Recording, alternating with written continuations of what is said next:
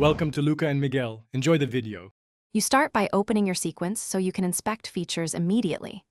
After launching Snapgene Viewer, load your DNA, GenBank, or FASTA file via File Open or Drag and Drop. This gives you the sequence and annotations. Once loaded, switch between circular and linear map views and zoom to frame the region of interest.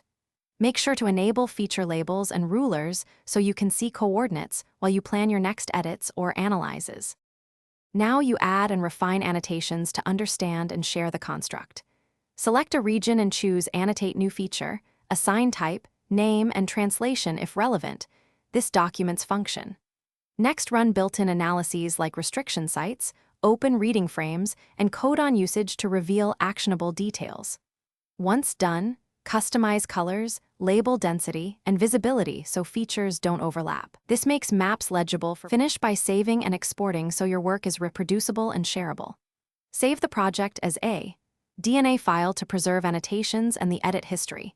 Then export publication-ready maps as PNG or PDF and sequences as GenBank or FASTA for collaborators. If a file won't import, check that the format matches supported extensions, verify UTF-8 encoding, and remove unusual line endings. Resave in a text editor if needed. Finally, reopen the saved DNA to confirm annotations and exports are correct.